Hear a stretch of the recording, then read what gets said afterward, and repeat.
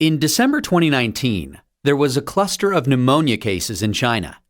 Investigations found that it was caused by a previously unknown virus, now named the 2019 novel coronavirus.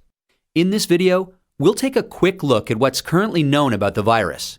Keep in mind that this is a new virus, and what's known about the virus now might change in the future.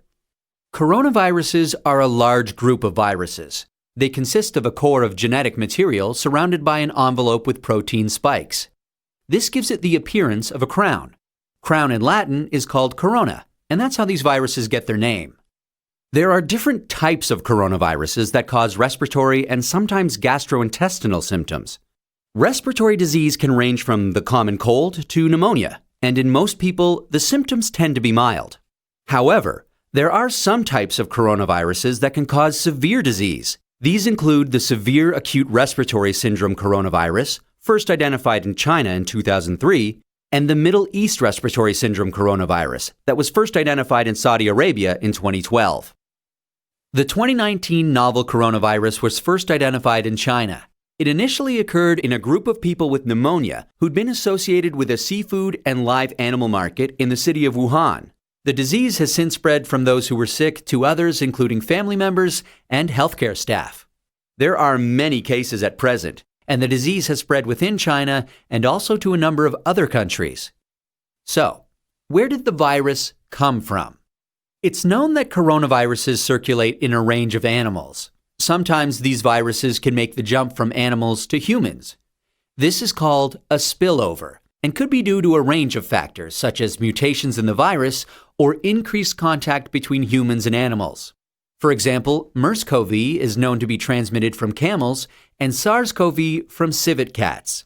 The animal reservoir of the 2019 novel coronavirus is not known yet. How is it transmitted? The exact dynamics of how the virus is transmitted is yet to be determined. In general, respiratory viruses are usually transmitted through droplets created when an infected person coughs or sneezes, or through something that has been contaminated with the virus. People most at risk of infection from the novel coronavirus are those in close contact with animals, such as live animal market workers, and those who are caring for people infected with the virus, such as family members or healthcare workers. So, how does the disease present? Well, from what is known so far, there can be a number of symptoms ranging from mild to severe. There can be fever and respiratory symptoms such as cough and shortness of breath. In more severe cases, there's been pneumonia, kidney failure, and death. The mortality rate is not known yet. How can we tell whether someone is infected? The infection can be diagnosed by a test called PCR, or polymerase chain reaction. This test identifies the virus based on its genetic fingerprint. There's currently no specific medication for the virus, and treatment is supportive care. There's currently no vaccine to protect against the virus. Treatment and vaccines are in development. How do we prevent transmission of the virus? This new virus currently has a limited geographic spread. However, there are a number of standard hygiene practices that have been recommended to protect against infection and further spread.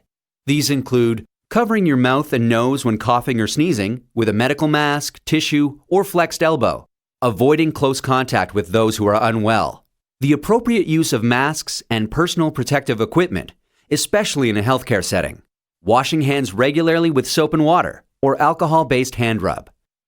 Actions that can be taken to prevent infection from an animal source include avoiding unnecessary unprotected contact with animals, washing hands after contact with animals or animal products, and ensuring that animal products are cooked thoroughly before they're consumed.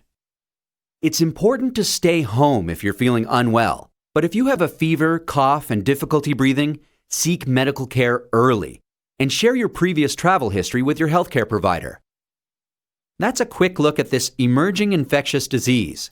Given that this outbreak is evolving rapidly, what's known about this virus can change. Please check the websites below for the most up-to-date information.